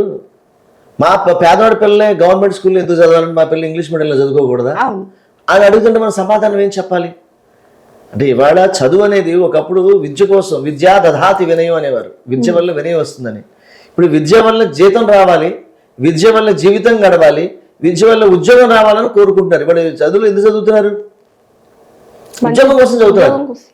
ఒకప్పుడు జ్ఞానం కోసము, ప్రపంచం తెలియడం కోసం చేసేవాళ్ళు. ఇప్పుడు అది మారిపోయింది, సిస్టమ్ మారిపోయింది. మీరు చెప్పినట్టుగా తల్లిదండ్రులు కూడా ధోరణి మారిపోయింది. పూర్తిగా ఇంగ్లీష్ లో మా పిల్లలు చదువుకోవాలి అన్న ఒక దీనికి అడాప్ట్ అయిపోయారు. అసలు ఈ సిస్టమ్ ఎందుకు వచ్చింది తల్లిదండ్రులు? అంటే అది ఇవాళ ఏంటంటే ఇద్దరు ఉద్యోగాలు చేస్తే కానీ ఇల్లు గడవని పరిస్థితి. ఇవాళ కాస్ట్ ఆఫ్ లివింగ్ పెరిగిపోయింది. పల్లెటూర్లు వదిలేసి పట్టణాలు వెళ్ళిపోయారు. పల్లెటూరులో 10,000 రూపాయలతో బతకచ్చండి మీరు. అవును. కానీ మీరు ఇదే 10,000 రూపాయలతో మీరు హైదరాబాద్లో మీరు బతకలేరు, చెన్నైలో కానీ బతకలేము. సో అందుకని ఏమందంటే ఈ వలస వల్ల ఇద్దరు పని చేయాల్సి వస్తుంది. ప్లస్ ఏమైంది, పిల్లలు వీళ్ళందరూ కూడా మాతృభాషని ఈ కాస్మోపాలిటన్ సిటీస్కి వెళ్ళినప్పుడు మాతృభాషను మర్చిపోతారు, ఆంగ్లమే పడతారు అనమాట. ఏది ఏమైనా కూడా మేము చెప్పేది అంటే ఆంధ్ర సారస్వత పరిషత్తు ఆంగ్లం చదవండి, అది బతుకు కోసం, మెతుకు కోసం. కానీ మాతృభాష అనేది నీ స్వాభిమానం కోసం, నీ ఉనికి కోసం నువ్వు ఈ తెలుగు భాషను, తెలుగు మాతృభాషను మర్చిపోవద్దని చెప్తున్నాం మనం అందరం కూడా. కానీ ప్రభుత్వానికి నేను చెప్పేది అంటే చంద్రబాబు నాయుడు గారిని నేను మరీ కోరుతున్నాను. ఎన్టీ రామారావు గారు పెట్టినటువంటి పార్టీ పేరు తెలుగుదేశం.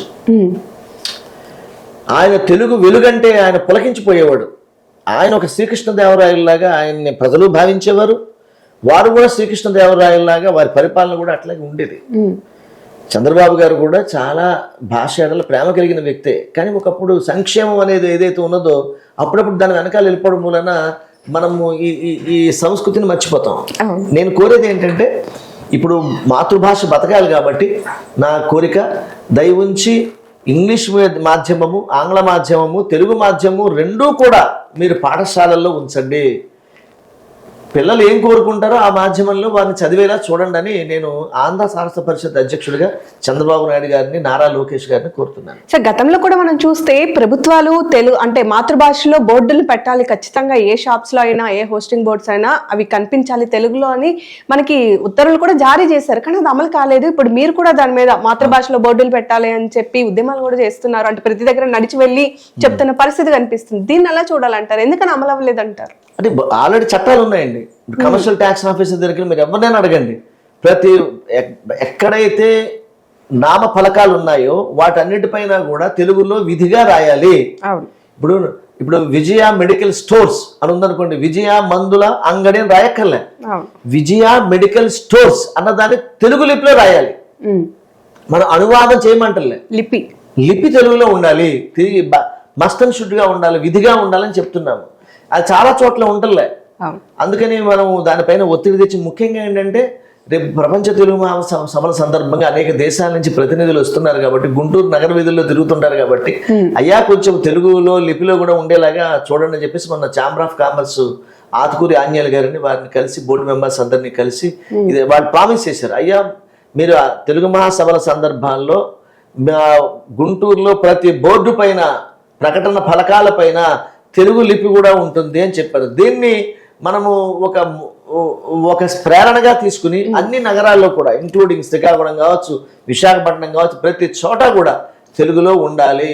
తెలుగులోనే ఉండాలని చెప్పట్లేదు, తెలుగు కూడా ఉండాలి అని చెప్తున్నా. నాకు ఆ మూర్ఖత్వం లేదు. ఆంగ్లము ఉంచండి, హిందీ పెట్టుకోండి, తెలుగు కూడా పెట్టండి. కంపల్సరీగా తెలుగు పెట్టండి. కంపల్సరీగా పెట్టాలి. పెట్టకపోతే ఊరుకోను అనేటువంటి స్థితికి, పెట్టకపోతే ఊరుకోను అనేటువంటి స్థితికి గజల్ శ్రీనివాసుని కానీ, ఆంధ్ర సారస్వత పరిషత్తు మా కూటమిని కానీ తీసుకురావద్దు. అటువంటి పరిస్థితి అన్ని చోట్ల, ప్రభుత్వ కార్యాలయాలు కానీ అన్ని చోట్ల మీరు ఇప్పుడే చెప్తున్నారు, దయవుంచి సంవత్సరం లోపల అందరూ చేయండి. లేకపోతే పెద్ద ఉద్యమమే జరుగుతుంది. సత్యాగ్రహ స్థాయిలో అందరికి పువ్వులు ఇచ్చి సత్యాగ్రహం చేసి వాళ్ళ షాపుల ముందే సత్యాగ్రహం చేసి బోర్డుల పైన చక్కగా తెలుగులో కూడా అక్షరాలు ఉండేలాగా అడుక్కుంటాం. మన దౌర్భాగ్యం ఏంటంటే ఆంధ్రప్రదేశ్కి ప్రస్తుతం డిప్యూటీ సీఎం గారు పవన్ కళ్యాణ్ గారు హిందీ కోసం మాట్లాడారు, హిందీ భాషను పరిరక్షించాలని. తెలుగు కోసం మాత్రం ఇంతవరకు నోరు విప్పిన దాఖలాలు లేవు. వారు ఏమంటారంటే పవన్ కళ్యాణ్ గారు కూడా చెప్పింది కూడా కరెక్ట్. ఎలా అంటే రాష్ట్ర భాష హిందీ, రాష్ట్ర గీతము, రాష్ట్ర భాష, వీటిలన్నిటినీ కూడా మనం చాలా గౌరవించాల్సిన అవసరం ఉన్నది. మనందరం కలిపి మాట్లాడుకునేటువంటి ఒక భాష లేకపోవడం వలన బ్రిటిష్ వాడు కానీ తర్వాత మొఘల్స్ కానీ చాలా అరాచకాలు చేశారు ఇక్కడ ఈ కమ్యూనికేషన్ గ్యాప్ వల్ల. అందుకని మనం రాష్ట్ర భాషని, రాష్ట్ర గీతాన్ని ఎలా గౌరవిస్తున్నామో హిందీ భాషను కూడా మనం గౌరవించాల్సిన ఆవశ్యకత ఉన్నది. అలాగే వారు కూడా ఏం చెప్తున్నాడు పవన్ కళ్యాణ్, మాతృభాషను కూడా మీరు పలకండి అని చెప్తున్నాడు. ఆయన సనాతన ధర్మం గురించి మాట్లాడుతున్నాడు. వాడు ఎప్పుడంటే మాట్లాడేది, వాళ్ళ ఏ హీరో మాట్లాడుతున్నాడు చెప్పండి సనాతన ధర్మం గురించి? దమ్ముందా ఎవరికైనా మాట్లాడడానికి? ఇప్పుడు నేనున్నానండి, నేను ఆర్ఎస్ఎస్ ఫ్యామిలీ నుంచి వచ్చా, నేను హిందువుని, భగవద్గీత పట్టుకు తిరుగుతా. అలా నేను కడప దర్గాకి వెళ్తా, కాళహస్తి దర్గాకి వెళ్తాను, వాళ్ళందరికీ హెల్ప్ చేస్తా. ఏ క్రిస్టియన్ వచ్చినా హెల్ప్ చేస్తా.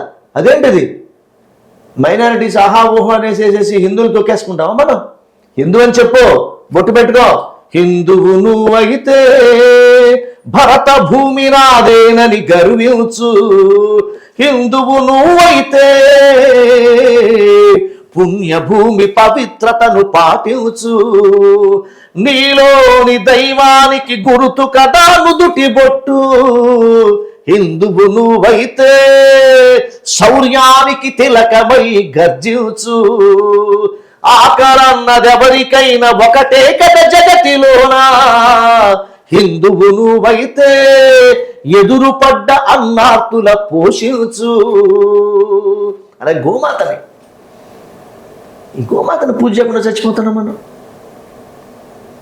నదులకు హారతేమో, ఏ నది నీరు తాగుతున్నామో, ఏ నది వల్ల మనం సేద్యం చేసుకుంటున్నామో వ్యవసాయం, కృతజ్ఞత లేదు మనకి. కృతజ్ఞతే ఆత్మరా సనాతన ధర్మానికి, హిందువు నువ్వైతే తల్లిదండ్రులను ఎప్పుడు ఆదరించు. ఇలాగే మన సనాతన ధర్మం అంటే ఇట్స్ గ్రాటిట్యూడ్. అదే హిందూ అని చెప్పుకోవడానికి భయపడకు. నువ్వు హిందూ అని చెప్పడం, ఇప్పుడు ముస్లిం అండి ఎంతో గొప్పగా గౌరవం కలుగుతుంది. క్రిస్టియన్ వాళ్ళ ధర్మాన్ని వాళ్ళ యొక్క వేష భాషల్లో చెప్తున్నారు. నీకేం కర్మ కాలిపోయింది? నువ్వు చెప్పవేంటి? బొట్టు పెట్టుకో, చేతిలో భగవద్గీత పట్టుకోవడానికి భయం. నేను పొద్దునే లేచి గబగబా గ్లాసు నీళ్లు తీసుకుని నేను బాల్కనీలోకి వచ్చి ఆ సూర్య భగవానుడికి ఆర్ఘ్యం ఇచ్చి మొక్కకి నీళ్లు పోసి భూమికి దండం పెట్టుకుని అప్పుడు స్టార్ట్ చేస్తాను నా డైలీ రొటీన్, నా దినచర్య. ఏమో హిందూ అని చెప్పుకోవడానికి నీకేంద్రా భయం? నీకు 100 కోట్ల మంది హిందువులు ఉన్నారు ఈ దేశంలో, ఎందుకు భయం నీకు? హిందూ అని చెప్పు. నువ్వు హిందూ అని చెప్పడం మూలానా ప్రతి మతస్థుడు కూడా నేను గౌరవిస్తాడు. రైడు అంచాతిడి హిందూ రైడు, అరే హిందూ అని చెప్తున్నాడు రైడు. రాజకీయాల కోసమో ఇంకోటి కూడా నాటకం వాడకూడదు. నువ్వు ఏ పార్టీలైనా ఉండు, కానీ హిందూ అని చెప్పు. ఆ ధైర్యం ఉండాలి కదా. అది బాధ కలుగుతుంది ఒకసారి హిందూ అని చెప్పకపోతే. నాకు చాలా కడుపు కాలిపోతుంది అనమాట. నేను కూడా పొద్దున్న లేసి బొట్టు పెట్టుకుని బయట, రోజంతా బడలిక వాళ్ళు బొట్టు చెరిగిపోవచ్చు, కానీ బొట్టు పెట్టుకోకుండా నేను బయటికి రాను అసలు. తల్లిదండ్రులు ఎలా చూసుకోవాలా? గుడికెళ్ళి ధర్మం కోసం పనిచేయాలి. గుడికెళ్ళి నువ్వు సేవించు, గుడికెళ్ళి నదులకు హారతి. దేవతలే నడయాడే కొలువు కదా మన గోవు, హిందువు నువ్వైతే శుభములిచ్చు గోమాతను రక్షించు. గోమాతను రక్షించు. ఇష్టం వచ్చాడు బతికేస్తున్నావు నువ్వు. The Hindu has a 10 commandments. 10 commandments ఉన్నాయి, 10 commandments. వాటిని ప్రతి హిందువు నువ్వు ఇది పాటిస్తేనే నువ్వు హిందూ, లేకపోతే నువ్వు దేవుడు భక్తుడు అంతే.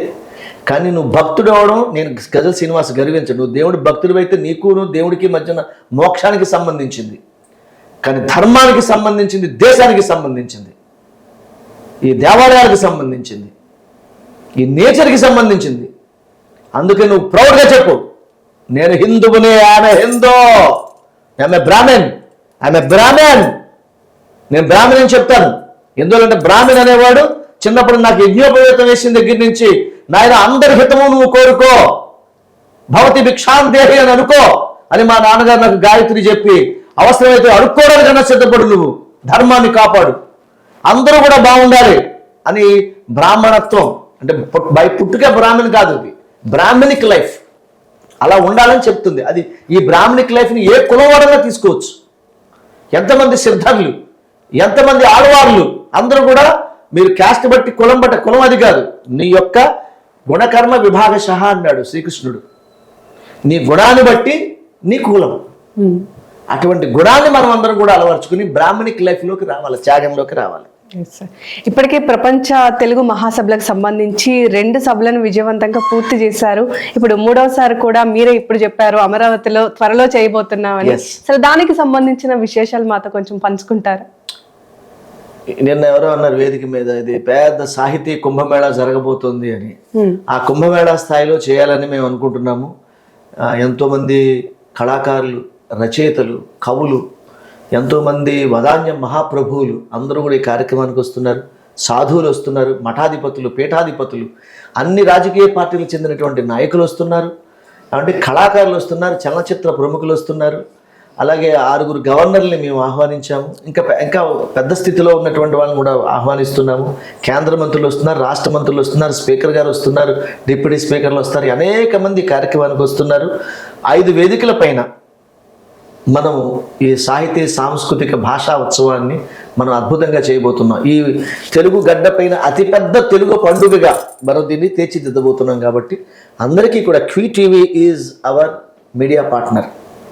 QTV మా మీడియా పార్ట్నరు. ఈ QTV ద్వారా ఆ 3 రోజులు కూడా 5 వేదిక మీద జరిగేటువంటి కార్యక్రమాలు, కవి సమ్మేళనం కానివ్వండి, ఆధ్యాత్మిక వేదిక కానివ్వండి, తెలుగు భాషా సదస్సులు కానివ్వండి, పాడనా తెలుగు పాట వేదిక కానివ్వండి, నందమూరి తారక రామారావు వేదిక మీద జరుగుతున్నటువంటి సాంస్కృతిక ఉత్సవాలు కానివ్వండి, ఇవన్నీ కూడా QTV ద్వారా మీ అందరూ కూడా ప్రత్యక్ష ప్రసారాలను మీరు చూడబోతున్నారు. QTV is our live partner. కాబట్టి ఈ తెలుగు మహాసభల్లో మేమేమి చెప్పబోతున్నా అనేక విషయాల్ని, కర్టన్ రైజర్స్ ఏవైతే ఉంటాయో అవన్నీ కూడా QTV ద్వారా మీరందరూ కూడా ప్రతిరోజు కూడా మా అప్డేట్స్ని మీరు QTV ద్వారా మీరు వినొచ్చని నేను మనస్ఫూర్తిగా కోరుకుంటున్నాను. మీరందరూ కూడా ఎప్పటి నుంచి కూడా QTVని సబ్స్క్రైబ్ చేయడము. QTV భక్తి ఛానల్ ఉంది, ఆ భక్తి ఛానల్లో మా యొక్క ఆధ్యాత్మిక కార్యక్రమాలు, అనేక మంది సాధువులు, మఠాధిపతులు, పీఠాధిపతులు అందరూ కూడా అందులో పాల్గొనబోతున్నారు. అలాగే లైఫ్ గురించి కూడా QTVలో ఉంది. ఆ లైఫ్లో కూడా తెలుగు భాష, అందులో ఉన్నటువంటి మన ఆచారాలు, కట్టుబాట్ల గురించి కూడా అద్భుతమైనటువంటి కార్యక్రమాలని, ఇంటర్వ్యూలు కూడా QTV ద్వారా మేము కర్టన్ రైజర్స్ ప్రతిరోజు మహోన్నతమైనటువంటి మహానుభావుల ఇంటర్వ్యూలు అన్నీ కూడా QTV ద్వారా మీకు అందరికీ అందించబోతున్నాము. సో అందరికీ కూడా QTV పక్షాన, ఆంధ్ర శాస్త్ర పరిషత్ పక్షాన మీ అందరికీ కూడా స్వాగతం తెలియజేస్తున్నాను. Thank you sir. సార్ చివరగా ఒక 2 ప్రశ్నలు ఉన్నాయి, అడిగిస్తాను. మొదటగా, ప్రస్తుతం తెలుగు భాష ఏ పరిస్థితుల్లో ఉంది? భవిష్యత్తులో తెలుగు భాష పరిస్థితి ఎలా ఉండబోతుంది అంటారు? భాష ఎప్పటికీ పోదండి. భాష చచ్చిపోతుంది అనేవాళ్ళు చచ్చిపోతారు, అంతేగాని భాష చచ్చిపోదు. భాష ఏదో మూల నుంచి ప్రవహిస్తూనే ఉంటుందండి. ఆ భాష చనిపోదు. భాష చనిపోయింది కాబట్టి బతికించడం కోసం పని చేయట్లేదు, మేము భాషని కొనసాగించడం కోసం పనిచేస్తున్నాము. అది సాగుతుంది. ప్రతి ఊళ్ళో కూడా మాట్లాడుకుంటున్నారు కదా, మీరు నేను తెలుగులోనే మాట్లాడుకుంటున్నాం కదా. ఎక్కడో కాస్మాపాలిటన్ సిటీలో, ఎక్కడంటే హైదరాబాద్ లాంటి చోట, వైజాగ్లో కొన్ని ఏరియాస్లో ఏంటంటే అన్ని స్టేట్స్ నుంచి వచ్చేసి చోటు కూర్చుంటారు. కూర్చోగానే కమ్యూనికేషన్స్ కోసము లాంగ్వేజ్, ఇంగ్లీష్ లాంగ్వేజ్ ఉపయోగిస్తారు కదా, హిందీ వాడతారు. కానీ మేము చేస్తుంది ఏంటంటే అంత లైట్గా తీసుకోకుండా ఇంకా ప్రబలంగా మా యొక్క సామాజిక మాధ్యమాల ద్వారా మేము తెలుగు భాష యొక్క విశిష్టతని ముందుకు తీసుకెళ్లే ప్రయత్నం చేస్తాము. తెలుగు జాతి గౌరవము, మాతృభాషలో మాట్లాడడాన్ని స్వాభిమానంగా భావించడాన్ని, ఇవన్నీ కూడా ప్రచారం చేసే ప్రయత్నం చేస్తాము. తెలుగు భాషకి ఏమి అవుతుందని అనుకుంటున్నాను. Thank you sir. సార్, ఇప్పుడున్న జనరేషన్ కానీ నేటి యువత అసలు ఏం నేర్చుకోవాలి అంటారు? ఫైనల్గా ఎలాంటి ధోరణి అలవాటు చేసుకోవాలి ఇప్పుడున్న సొసైటీ? యువతే కాదండి, ప్రతివాడు, ఈ భూమి మీద ప్రాణం ఉన్న ప్రతివాడు కూడా ఫస్ట్ కృతజ్ఞత నేర్చుకోవాలి, గ్రాటిట్యూడ్ నేర్చుకోవాలి. గ్రాటిట్యూడ్ సాధన చేయాలి. ఎందుకు ఈ దేశం ఇంత విధ్వంసం అయిపోతుందని మీరు భావిస్తుంటే వాడు కృతజ్ఞత లేదు కాబట్టి. డ్రగ్స్ తీసుకోకూడదని తెలియదండి? ట్రాఫిక్ రూల్స్ పాటించాలి నీకు తెలీదా? చెప్పాలా? హెల్మెట్ పెట్టుకోండి రా, హెల్మెట్. నీకు కావాలా, నీకు హెల్మెట్ కావాలా? హెల్మెట్ పెట్టుకుంటే ఎంత సేఫ్ అండి? అవును. ఇవన్నీ ఒక పక్క చెప్తుంటే దానికి కృతజ్ఞతగా నువ్వు పాటించాల్సిన అవసరం నీకు లేదా? డ్రంక్ అండ్ డ్రైవ్ ఏంటండి? అంటే నీకు 2 పెగ్గులు వేసేసుకున్న తర్వాత నువ్వు నడిపేయగలిగిన ధీమా ఏంటి నీకు? ఎంతమంది ఇంతకుముందు పూర్వాశ్రమంలో ఎంతమంది ఇలాగా ప్లాట్ఫామ్ మీదకి వచ్చేసేసి పెడస్టల్ మీదకి వచ్చేసి ఎంతమంది మీద కారు ఎక్కించేసి చంపేశారు. ఐ రిక్వెస్ట్, ప్లీజ్, మీరు తాగుడు గురించి నేను మాట్లాడలే, పేకాట గురించి నేను మాట్లాడలే. నేను గజల్ శ్రీనివాస్ సిన్సియర్గా రిక్వెస్ట్ చేసేది ఏంటంటే, మీరు తాగారా, please avoid driving, take an auto, go home. నువ్వు హ్యాపీగా ఉండు, పక్కన కూడా హ్యాపీగా ఉంచు. అసలు మితిమైనటువంటి వేగం, ఎన్ని రోడ్ యాక్సిడెంట్స్ అండి. డాక్టర్ గురువారెడ్డి నెత్తినోరు బాదుకుంటున్నాడు. ఇన్ని యాక్సిడెంట్స్ అండి. మితిమీరిన వేగం, అహంకారం, ట్రాఫిక్ సిగ్నల్స్ జంప్ చేసేసేయడం, ఇవన్నీ తెలియవండి. రోడ్డు మీద చెత్త పోడేస్తా, నీకు కామన్ సెన్స్ లేదా నీకు? ఇవన్నీ కృతజ్ఞత ఈ దేశం ఎడల నీకుంటే ఈ తప్పులు చేయడండి ఎవడను. ఆ కృతజ్ఞత భావాన్ని చెప్పాల్సింది బాల్యం నుంచి తల్లిదండ్రులు చెప్పాలి. తల్లిదండ్రులే ఇలాగ తినేసేసి బిస్కెట్ల ప్యాకెట్లన్నీ రోడ్ల మీద ఇలా పడేస్తూ ఉంటే పిల్లాడు అదే చేస్తాడు. వాళ్ళ నాన్న ఇలా బయట కూర్చుని ఇలా సిగరెట్ కాలిస్తే కొడుకు ఏమనుకుంటాడు, మా నాన్నలాగా నేను ఎంత గొప్ప ఎప్పుడు అవుతాను, మా నాన్నలాగా నేను ఎప్పుడు సిగరెట్ కాలుస్తాను అనుకుంటాడు. అందుకని తల్లిదండ్రుల యొక్క బాధ్యత, గొప్ప తల్లిదండ్రులు ఈ దేశానికి ఇవాళ కావాలి. ఆ తల్లిదండ్రులు మనమే కావాలనేటువంటి ప్రతిజ్ఞ మనమందరం కూడా చేయాలి. గొప్ప తల్లిదండ్రుల వల్ల మాత్రమే స్వచ్ఛ భారత్ రాగలుగుతుందని నేను భావిస్తున్నాను. అందులో డ్రగ్స్ ఉండవు, అందులో దొంగతనాలు ఉండవు, అందులో ఈవు టీజింగ్ ఉండదు, మహిళలపైన దౌర్జన్యాలు ఉండవు, అంటే తర్వాత ఈ అవినీతి ఉండదు. కృతజ్ఞత కృతజ్ఞత కృతజ్ఞత. ఈ కృతజ్ఞత ఎప్పుడైతే దేశం ఎడల, ధర్మం ఎడల ఉంటుందో అప్పుడు ఇది కృతజ్ఞత చిన్న విషయం, చాలా చిన్న విషయం. దీన్ని పాటించటం, నేను నాకు హెల్ప్ చేశారండి, దానికి నేను గ్రాటిట్యూడ్ చూపిస్తే తప్పే ఉందండి. గ్రాటిట్యూడ్ చూపించి కృతజ్ఞులే ఉండు. ఇది చిన్న విషయం, ఇది పెద్ద భూతద్దంలో చూడాల్సిన విషయం కాదు. కృతజ్ఞత కలిగి ఉండడం అనేది ఒక మౌలికమైనటువంటి తత్వం మనిషికి. ఆ తత్వాన్ని అందరూ పాటించాలని, అది తల్లిదండ్రులు పిల్లలకి అది పరంపరగా లెగసీగా మన ఇళ్లలోనే ఆ సంస్కృతి ఉండాలని నేను కోరుకుంటున్నాను. Thank you sir. ధన్యవాదాలు సౌమ్య. Thank you.